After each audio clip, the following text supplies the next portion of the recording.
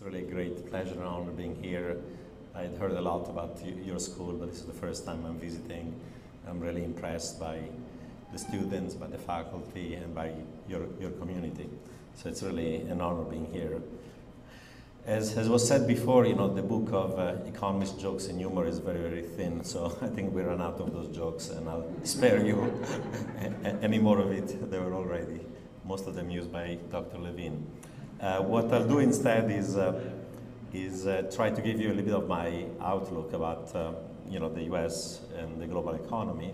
But before I do that, actually, sometimes people come and ask me, you know, how come you got it right when most people, economists or otherwise, it was not just economists, policymakers, Wall Street, bankers, you know, rating agencies, almost no one got it right. I'm not sure what was it, you know, some people would say I just got lucky, but I think that that relates to my kind of Jewish background, is that I think I've been raised, like all of us, in terms of thinking, in terms of critical thinking, lateral thinking, contrarian. You know, as Jews we're often outsiders in communities we go. I was born in Turkey, then moved to Iran, Israel, and then into Italy, and eventually came to the US for grad school. So that openness to the world, to critical thinking, I think is the most important thing. So usual people think about the wisdom of the crowds. Unfortunately, this time around, instead of the wisdom of the crowd, we had the madness of the crowds. Group thinking led to failing to understand and realize the severe vulnerabilities we're facing. So if I have to give kind of a piece of advice to these very, very bright young men and women who are majoring economics, is just keep that critical thinking. It's going to be very important in every aspect of life, and I think that's part of Jewish education and tradition all the time. So that's what's important, to think in that way. So what is the outlook now for the US and the global economy? I think there are about 5 or 6 questions that are on everybody's mind, whether you're a business person, an investor, an asset manager, a student, a scholar, and policymaker. And trying to give answers to this question is going to be crucially important. Of course, we live in a world of uncertainty. We don't know what things are going to happen, how things are going to evolve. And I think that's one of the critical things we have to keep in mind. No one has the monopoly on wisdom, and therefore the future is as uncertain as the past. But at least we have to ask what are the important questions, and based on those, try to give some sense in the answers to them. That's going to help us to guide also the right policies. The first question on everybody's mind is about this severe financial crisis. Everybody agrees at this point this is the worst since the Great Depression. I'm going to spare you today a discussion of what were the causes of this crisis. I think the crucial question looking ahead is the worst behind us? Is the worst ahead of us? How severe are the problems of US financial institutions? Are some banks insolvent? Will the program of the government work? How much the losses are going to be? What will be the result of the stress test? How should we deal with these problems? So that's a first and important question. The second question is the outlook for the US economy. We are in the middle of a severe recession, there is no doubt about that. But there is a debate on whether this is going to end soon. There are some people who are bullish and optimistic, say we see green shoots of spring, we see second derivatives of economic activity now becoming positives. We're seeing glimmers of hope, and then they say we're going to recover to positive growth already in the second half of this year. I'm much more skeptical and bearish. I'll try to explain you why it's going to be much more severe and protracted. Third question is the question of the rest of the world. What's happened to the rest of the world, because it's a global recession at this point. You know, last year the theory was one of decoupling. People believed that in spite of the US having a severe economic contraction, the rest of the world would decouple from this US contraction. Instead of decoupling, we had massive recoupling, first of financial markets and then of the real economy. Usually people say when the US sneezes, the rest of the world catches the cold. This time around, the US was not just sneezing, had a severe case of chronic pneumonia, and first the financial contagion, the real contagion affected many in different countries. Now we're in a global recession. How severe, how long, how protracted, who's going to get out of it first? Europe, Japan, China, other emerging markets. The fourth question is the one about whether we should worry about deflation, falling prices, or about inflation, and over which horizon we should worry about inflation versus deflation. It's key to understand what's going to happen to government bond yields and many other things. The fifth question is, what are the appropriate sets of policies that are going to get us out of this economic and financial crisis? Monetary and fiscal policy, traditional and non-traditional monetary and fiscal policy, and other policies. Policies to clean up the financial system, policy to deal with the unsustainable debt burden of households that are buried under a mountain of mortgage debt, credit cards, auto loans, and student loans. Policies to restore credit creation, given there has been a severe problem in the financial market. Policies to help through IMF money and otherwise emerging markets in trouble. And other policies to provide regulatory forbearance so that we have a restoration of credit. So it's not just monetary and fiscal policy, there are about 6 or 7 different dimensions of policy, and different countries are doing different things in US, in Europe, in emerging markets. And the final question, that is the one more relevant for investors, is what are the implications of all this for all the major asset classes, US and global equity? For example, for the last 7 weeks since the lows of early March, we've seen a rally in the stock market up about 25%. Is this a really recovery of a bullish stock market, or is another bear market rally, what people refer to as a dead cat's bounce? There are different opinions. I'm bearish. I'll explain why. What's going to happen to government bond yields in the US and abroad? What's going to happen to corporate spreads, to the value of the dollar relative to major currencies, to commodity prices, oil, energy, food, minerals, gold? What's going to be the outlook for housing and housing-related assets in the US and other countries? And what's going to be the outlook for all of the emerging markets asset classes? Now, of course, I don't have time to dwell in each one of these different asset classes. If you want to know my views as on gold prices, I'll be happy to do so in the Q&A. But I'll try at least to give you a brief answer to this kind of 6 question, or what are my views in this world of uncertainty. On the first question about the financial crisis, I would say there are some good news and there are some bad news. The good news is that last fall we were literally on the verge, 1 epsilon away from a global financial meltdown after the collapse of Lehman. Literally, it was like a cardiac arrest of the global financial system for several weeks in September, October. Compared to that condition, things have improved meaningfully. Why? Because the advanced economies, the G7, around November at the IMF meetings, they said a few things were important. They said, we're not going to let anybody else who is systemically important to collapse in a disorderly way, i.e. we made a mistake letting go of Lehman the way we did. We're going to provide unlimited liquidity to financial institutions to reduce these money market spreads and the liquidity crunch. We're going to recapitalize financial institutions as needed. We're going to guarantee more widely deposits, and we're going to also guarantee a wide range of new and old debts of financial institutions. We're going to do everything else that is necessary to avoid a systemic meltdown. So that's the good news. The condition of financial market today, money markets, even credit markets, are somehow improved compared to 6 months ago. That's where the good news ends, because in some sense, the problem of the banks and the financial institutions, in my view, are as severe today as they were before.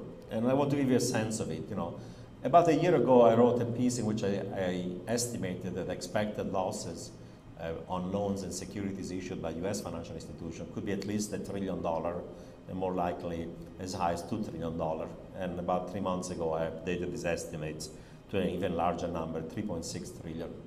Now, at that time, a year ago, people were skeptical of even the 1 trillion number, because they had in the back of their mind about $200 to $300 billion of subprime mortgage-related losses. You know, what I pointed out, however, was that this was not just a subprime mortgage problem, with a much more generalized housing and asset bubble and credit bubble. And once the economy would tip into a recession, US and globally, those losses would spread from subprime to near prime to prime mortgages, to home equity loan lines, to commercial real estate, to credit cards, to auto loans, to student loans, to leverage loans that finance LBOs that they should have never occurred, to industrial and commercial loans, to corporate bonds, and then to the entire slew of assets that securitizes underlying loans, CDOs, CLOs, CMOs, the entire alphabet soup of credit derivatives. You know, guess what? In a matter of months, the IMF came with an estimate of $1 trillion, then 1.4 trillion, then 2.2, and this past week they've come with an estimate of 2.7 for the US and 4.1 globally, meaning 1.4 of the losses will be for European, Asian financial institutions. So the 2.7 number is very close to my 3.6. We use similar methodology, but I try to estimate what peak losses are going to be as opposed to what are current default rates and so on. That's the main reason why the numbers are are kind of smaller for them. Now, out of that 3.6, half of it is US banks and broker-dealer, 1.8. Their capital last fall was about 1.4. So even if you account for provisioning and for recapitalization by the government and the private sector, the overall capital of the financial system looks like close to zero, meaning in the aggregate looks like most of the system in the aggregate is insolvent. Of course, that doesn't mean that every bank is insolvent, and it's true that time can heal many wounds. If you let banks essentially have forbearance, if you let them borrow at zero interest rates or in guaranteed way, they earn a nice spread between their lending and their zero borrowing rate, and they can rebuild capital through these earnings before provisions. But in spite of that, there may be some institutions that are so much beyond pale that even time is not going to be able to heal their wounds. And because of that, I've argued something controversial. It's an open policy debate. Then in order to avoid ending up like Japan, with zombie banks are kept alive, the right thing to do would be a temporary takeover of those financial institutions that are deemed to be kind of insolvent. So do what Sweden did. Nobody is, of course, in favor of a long-term ownership of banks and financial institutions by the government, but temporary takeover, clean up, and then sell it back to the private sector might be a better idea than keeping zombie banks alive and having a credit crunch that lasts for a decade, like Japan, with economic contraction, stagnation, deflation, and so on. But that's an open question. Certainly, this is not the view of the administration. They prefer this approach of muddle through, and we'll see the consequences of that. I could say certainly much more on it, but maybe some of the detailed questions are going to come up in the Q&A. Second question, the outlook for the US economy. We are in a severe recession, and last year the debate was between those that were the majority and the consensus that argued that this is going to be a V-shaped recession, contraction and then rapid recovery, lasting about 8 months like the last two recessions, 1991 and 2001. And those like myself who said, no, this is going to be much more long, ugly, protracted because of the financial imbalances of firms, households, financial institutions, the lack of savings of the household, for example, overconsumption, overspending. And I argued that instead this recession will be more like U-shaped, lasting more like 24 months. I also argued there was some small probability, however low, that we end up like Japan in an L-shaped stagnation, like the one that Japan suffered after the bursting of its real estate and equity bubble, unless we were taking serious policy action that were front-loaded. Now, a year later, the V is out of the window. We're already in the 17 months of a severe recession, so it's not 8 months. It's already twice as long. And even if the recession were to be over, according to optimists, by the end of the year, that would be 24 months. 3 times as long and more like 6 times as deep in terms of cumulative fall in output compared to the last two. So this is the worst recession we've had in the last 60 years. Now, the new variant of the optimistic view now says, okay, we got it wrong last year, but there is light at the end of the tunnel. There are all these glimmers of hope and these green shoots of summer.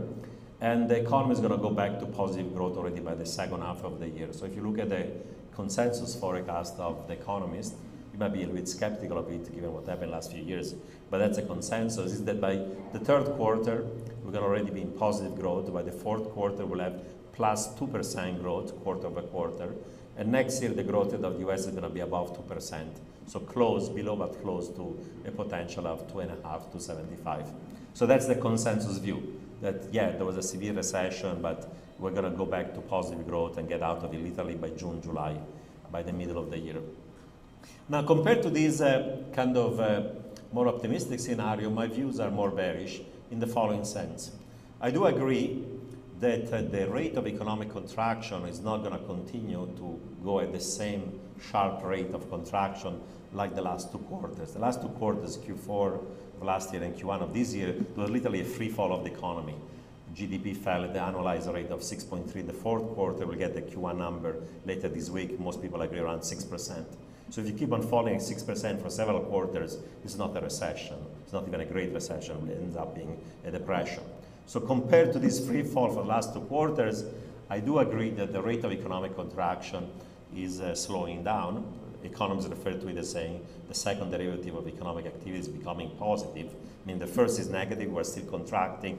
But instead of contracting at the accelerated rate, we're contracting at decelerated rate. It means eventually we're going to reach a bottom. However, my view of it is that we're not going to be able, for reasons I'll explain, to reach positive growth by the end of the year. I expect that we're going to go from -6 to -2, as opposed to from -6 to +2.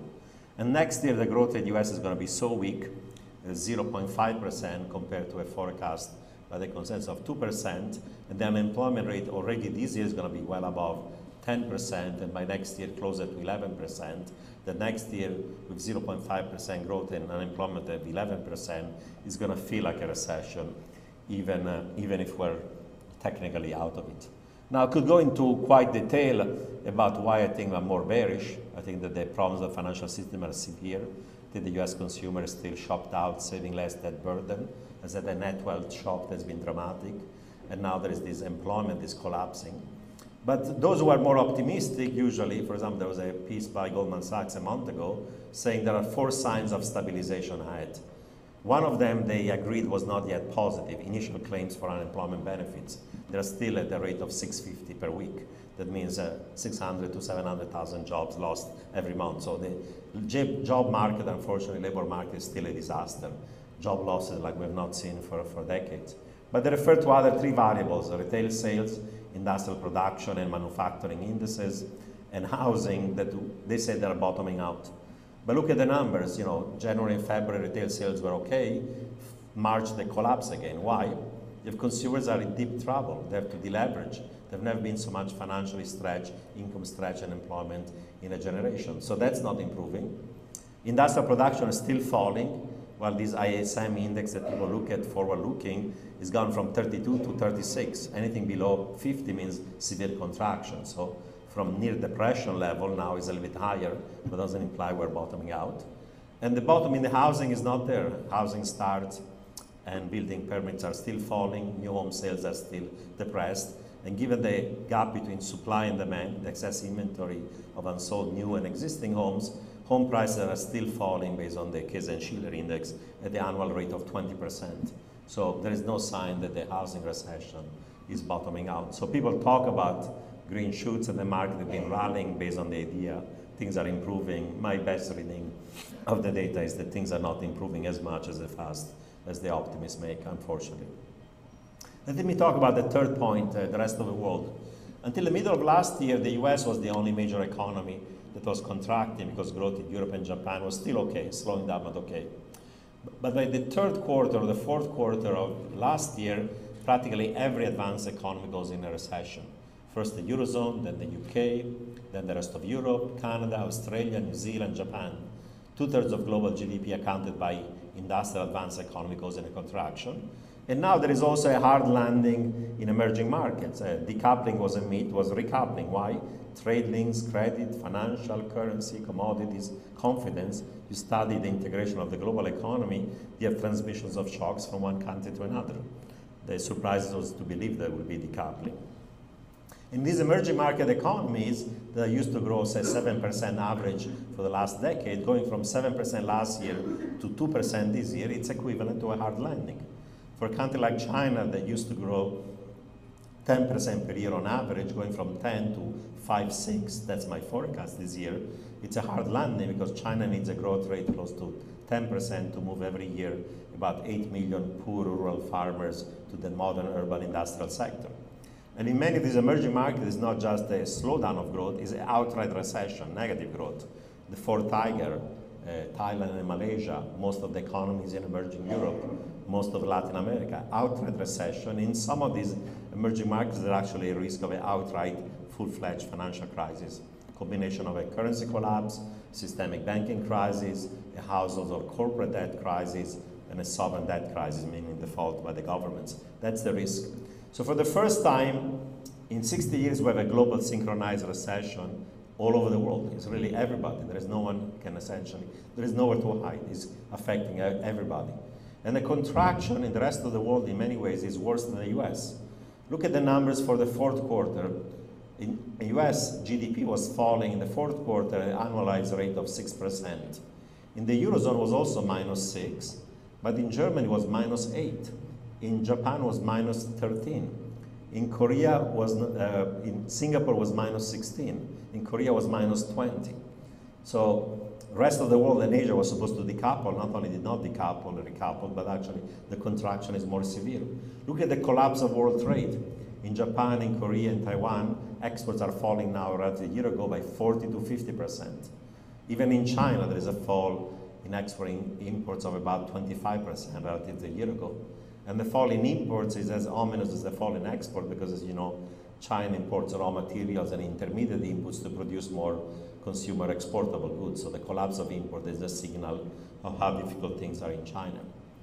Things are improving in China. They're doing massive monetary and fiscal stimulus, but they're not doing the social policy change going to lead to a sustained recovery of their private consumption. They're pushing state-owned enterprises that have already a huge amount of excess capacity to produce even more. China is a demand problem, not a supply problem, and they're not doing the right thing. So some of the recovery of China may not have strong legs. And if you look at Germany and Europe and Japan, as I said, things look like even worse than the United States. So if there are some green shoots, at least glimmering out there in the US and in China, in Europe and Japan, you don't see almost any of them. Let me talk now about the fourth question, the question about deflation versus inflation. And about a year ago, I wrote a piece called The Risk of a Global Stag Deflation. And what I meant by stag deflation was a combination of economic stagnation, recession, and deflation, falling prices. That was at a time where everybody was worried not about deflation, but about inflation, because until the middle of last year, oil, energy, food, raw material, minerals, gold prices were all going higher and higher. So people were worrying about overeating in emerging markets and inflation, not about deflation. Why was I worried about deflation? Because conditional on being right on the macro call, first the US recession and then severe global recession, there'd be channels that would lead to these deflationary pressures. Which ones? First of all, you have a fall in demand relative to supply. This is basic economics. Most components of demand are falling. Consumption, residential investment, non-residential construction, capital spending by the corporate sector, inventories, exports. 6 out of 7 components of demand in the aggregate are falling, and supply has been rising in terms of capacity sharply because of overinvestment by China, Asia, and emerging markets. So supply goes up, demand is down, you have a huge inventory of unsold goods. Basic economic tells you firms don't have pricing power, they have to cut their prices to get rid of the inventory. So you get deflation, first in housing, consumer durables, automobiles. Right now, year over year, CPI is already in negative growth in the US, in many advanced economies, already even in China. So that's deflationary. Secondly, with unemployment rate going above 10%, not only in the US, but estimated in all advanced economies, there is no wage bargaining power of workers. You cannot raise wages or labor costs are not increasing. That's also deflationary. And 3, compared to the peak that commodity prices had last summer, commodity prices have already fallen by 1/3, and oil and energy prices have fallen by 2/3. So slacking goods market, slacking labor markets, slacking commodity market means deflationary pressures rather than inflationary pressure. Why do you worry about deflation? Some people say lower prices are good. You worry because if deflation is a symptom of a fall in demand, you have a vicious circle. Demand falls relative to supply. You cut prices, therefore you have to cut production. If you cut production, you cut employment. If you cut employment, there is less income, therefore demand falls even more. You have another round of cycle of falling demand, falling supply, falling employment, falling prices. We saw it in Japan, where the stagnation lasted more than a decade. That's why deflation is dangerous, and we want to try to avoid it. And how risky is this deflationary pressure? In my view, large. For the following reason. Last time around when we had a recession in the US in 2001 was mild. It was about only 8 months. It was over by November. And in spite of a recovery of output and GDP in 2002, inflation in 2002 became so low, 1% and falling, and at that time Ben Bernanke was one of the governors of the Fed. He was writing speeches titled "Deflation, How We Can Make Sure It Does Not Happen Here in the US," because at that time it was occurring big time in Japan.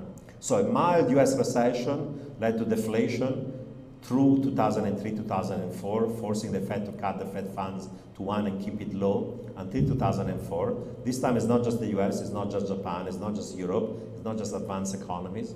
We have a global synchronized recession, affects everybody, where demand is falling and supply capacity has been rising. So those deflationary pressures are going to be severe. Now, of course, those who worry about inflation worry about the fact that now we're running these huge budget deficits and we're printing money to finance them. And eventually, if you print money, that's going to be inflationary. In the short run, it's not, because there is such a lack of capacity compared to demand, and because velocity of money is collapsing, because money is hoarded by the banks, is not lent, therefore all that money goes into excess cash. That's why all this doubling and tripling of the money supply so far has not had inflationary effect. But the argument about inflation is that if we're going to run $1 trillion of budget deficits, and 5 years from now we'll have another $6 to $8 trillion of public debt, eventually we have to finance it. And there are only 3-4 ways of financing it. Either you default on your debt, something US has never done, or you use the inflation tax, because if you have high inflation, it erodes the real value of this debt of the government, or you have to raise taxes or cut government spending. And people say, excluding default, we're going to end up in inflation because that's the path of least resistance politically. If you have to go to Congress and ask for raising tax or cut spending, that's politically hard. If you run the printing presses at the Fed and you cause inflation, that's a kind of like a surreptitious tax, the inflation tax that nobody has to vote for, and that's going to be the outcome. Now, is there a temptation to use the inflation tax? Over the medium term, yes, but in my view, it's unlikely that even a relatively kind of dovish central bank like the Bernanke Fed is going to go through the inflation route. Why? Because if the inflation expectation genie were to get out of the bottle, and the Fed were to let actual and expect inflation to go from low single digits to high single digits, let alone to double digits, at some point down the line we're going to need another Volcker-style recessionary disinflation policy like the one of 80-82. Most of you young students were not probably even born then, but we had a nasty recession, lasted almost 3 years, in which we broke the back of inflation by having a nasty recession. So if inflation gets out of hand, then eventually you need a pretty recessionary disinflation to bring back the inflation expectation genie back into the bottle. And that was very, very painful. So I don't think that's going to be the right solution. Additionally, inflation can reduce only the real value of nominal debt at fixed interest rates. But most of the liability in the US are variable rates, like variable rate mortgages, deposits in the banks, short-term debts of households, financial institutions, corporates, government. And as the proverb says, you cannot fool all of the people all of the time. So if inflation were to go higher, eventually all these short-term liability get repriced, you have much higher interest rates, and you cannot wipe out the real value of those things. You end up like the 70s. Again, many of you were not here, but those of you who remember when we had interest rates at 15 or 18% for mortgages when inflation was at 10, and the real rates were high, and long-term interest rates were very high, and that was a problem for the economy, for consumption, for investment. So inflation looks like the easy way out, and the short run it is, but the cost of it are going to be severe. That means that, unfortunately, we're going to have trillions of dollars of budget deficits and increasing public debt, and we'll have to go through a painful process of raising taxes and cutting spending. And raising taxes for everybody, not just the rich. There's not going to be enough money to adjust this thing. In the short run, we have no alternative. If we don't do the fiscal stimulus, we end up into a recession that becomes a depression. Aggregate demand is collapsing, 6 out of 7 components, so you need to have one component, government spending, going up as a way to try to avoid a near depression. But it's not a free lunch. All this public debt is going to have cost over time. That leads me to the policy point, and then to the asset market final point. On the policy side, I would say the good news is that compared to 6 months ago, when the policy action was much more slower, I think that the policymaker got religion. They looked into the abyss of a near depression when we had the free fall of the economy in Q4 and Q1, and decided to become much more aggressive. And now they're using most of the weapons in their arsenal: guns, bazooka, missiles, artillery, you name it, monetary policy, fiscal policy, credit policy, guaranteed, recapitalization, forbearance, you name it. And the spectrum of policy is complicated, and different countries are doing different things. So that's the good news. So we're going to avoid the tail risk of a near depression. I think that risk is not zero, but from a 30% probability 6 months ago, probably is more like 10 to 15 or 20 right now, much lower. We're still in a U, but we're not going to end up into a near depression, hopefully. That lesson has been learned. But there are problems. Monetary policy cannot deal with solvency issues. It's not just a question of liquidity. Many institutions have too much debt, they are bankrupt, so it's like pushing on a string. That's why all this easing has not worked. Some countries are not doing enough easing, like the European Central Bank is behind the curve. And on fiscal policy, the problem is that the US is doing a lot of it, but Europe is not doing enough. Why? Countries like Germany, who can do more of it, don't want to do it. not to give a bad example to the rest of Europe. And those in Europe who need the most fiscal stimulus, countries like Greece, Italy, Spain, Portugal, cannot do it because they start with large budget deficits, large stocks of public debt, and now banks that are on one side too big to fail, but also too big to be saved. Meaning if they get in trouble, the resources of the government is not going to be enough to bail them out. And therefore, if this country is going to have large budget deficits, the interest rates on their public debt is going to rise, as it is already, and that's going to crowd out private demand and hamper any hope of recovery. So they have to worry about default, refinancing, and solvency. That's why the room for fiscal stimulus is actually becoming increasingly limited, even in some of the advanced economies. Let me make some final observation on asset markets. I cannot talk about all of them. I would like to talk more specifically about this stock market rally, because it's been going on for 7 weeks now. And I think there's an important question of whether this is a really sustained economic rally of the financial sector and the stock market, or whether it's another, what people call suckers rally or bear market rally. Now, usually economists make the following joke. They say that the stock market has predicted 15 out of the last 9 recessions in the last 50 years. Why? Because it's happened many times in which the stock market is sharply down, even have a crash like 1987.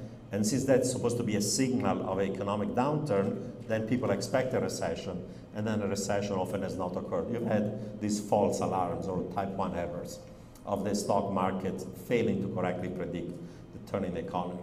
Now, what has happened for the last 2 years has just been in some sense the opposite. Because for the last 2 years, the stock market has predicted 6 out of the last 0 economic recoveries. And why do I say that? For the following reason. If you look at the pattern of the stock market for the last 2 years, every time something terrible happens in the financial market, the near collapse of Bear Stearns, Fannie and Freddie, Lehman, AIG, Citi, you name it, every time this occurs, of course, people say trouble in the financial system, trouble in profits and earnings, trouble in the economy. The stock market starts to fall 20% plus. Then suddenly the cavalry comes in the form of the government to the rescue. Between Treasury and the Fed FDIC, you can count already 20 different programs. And that stimulus that comes from the policy leads people to say, this last crisis is that dramatic, cathartic event that has led to the right policy action. That means we're at the bottom of this crisis, and then from now on there's going to be a sustained recovery of the economy and the financial market.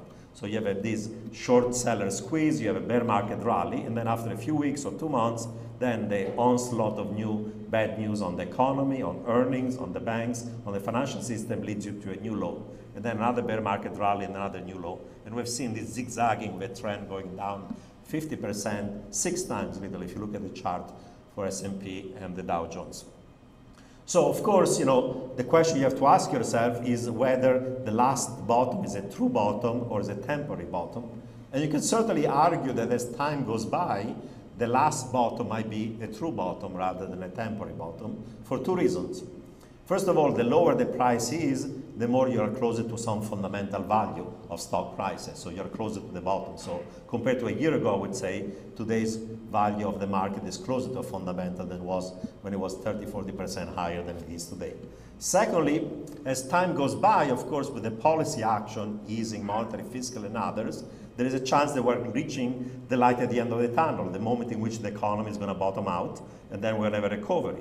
And the stock market is forward-looking, sees the light ahead, the bottom of the economy, and usually rallies 6 months before that. So because of that, you could argue that we are closer to a true bottom, that the last bottom, March 9, was a true beginning of a bullish rally. Why do I say then that, in my view, this is again a bear market rally rather than a sustained recovery? For 3 reasons. The first one is, if I'm right on the macro call, that the US economy is not going to grow as fast as the consensus, that by year end we're going to be at -2 rather than +2, that next year we're going to have 0.5 rather than 2%. Those macro news are going to be worse than expected, they're going to push the market down. So the other day when retail sales for March came out worse than expected, the market fell 2%. So as long as the flow of macroeconomic news in US and other countries is going to be worse than people expect, that's going to be bearish for the market. Secondly, I think there'll be also negative surprises on earnings. This year, earnings, leaving aside even the banks, let's talk about real firms, corporations produce goods and services. The profits and the earnings of these corporates are going to be highly depressed. I estimate them S&P 500 earnings per share at 50 to 60. And the optimistic argument doesn't disagree that earnings this year are bad. The disagreement is what is the multiple, the P ratio, price to earning ratio, is going to be applied to this earning this year. The optimists say, let's discount this year. It's a lost year. We're going to apply a large multiple to these low earnings, 15 to 20, rather than 10. Why? Because we see the light at the end of the tunnel, the recovery of earnings next year. And therefore, people are discounting the bad news of today and seeing the rapid recovery of earnings. However, think of it. If we're going to be in a severe recession, it's going to last through next year, with low growth next year. If there's going to be deflation, if therefore the pricing power of the corporate sector is weak, if the margins, profit margins are going to be squeezed, if corporates are going to have sharp default rates on their corporate bonds, and those default rates are estimated by Moody to reach a peak of 20% of the outstanding stock of high-yield junk bonds, that's going to be severe for the corporate sector because that is even more senior than equity, therefore earnings outlook is going to be weak. See, all these things are going to happen. That rapid recovery of earnings that people expect next year is not going to be there. And I'll give you an example. In 2001, the recession was over by November, and people say the stock market should have rallied 6 months before. The stock market kept on falling for almost 18 months after the end of the recession. The bottom of the stock market was March of 2003. So there was not this forward-looking behavior. It took a year and a half until the stock market reached the bottom. Why? Because while there was a recovery, it was weak. Growth was weak. Employment job losses were still massive. Pricing power was weak. We had deflationary pressure. Default rates were rising for the corporates. And therefore, the rally did not occur because the recovery of earnings was not occurring. Now, take today. Last time around was an 8-month recession. This is 24, maybe 36. 3 times as long, 4 to 6 times deeper. The deflationary pressures are bigger because, right now is the global economy in a slack of demand relative to supply. The problems of the corporate sector are much more severe. The pricing power is more limited. The pressure on margin is bigger, and default rates are not going to be 13% of outstanding stock of corporate bonds, more like 20% according to Moody's. So if you look at all the numbers, things are much worse than they were in 2001 and during that cycle. And if during that cycle it took a year and a half after the end of the recession for the stock market to recover, this time around things could be worse. Third reason why I think there is still bearishness in the market, or there will be, is that financial shocks are going to be worse than expected. After the stress test, we're going to find out some banks are beyond pale, and even time is not going to heal their wounds, and we'll have to take them over eventually. And if we don't, we're going to have zombie banks. We're going to have this process of deleveraging by highly leveraged institutions like hedge funds. In 2 years from now, half of hedge funds are going to be gone. They're going to sell illiquid assets into a liquid market. And 3, in spite of all the help the IMF is giving to emerging markets, some of them are going to go bust. They're going to have a severe crisis, and that could have contagious effect. And I'll give you an example of how even a small open economy can have global effects. Take a little tiny country like Iceland.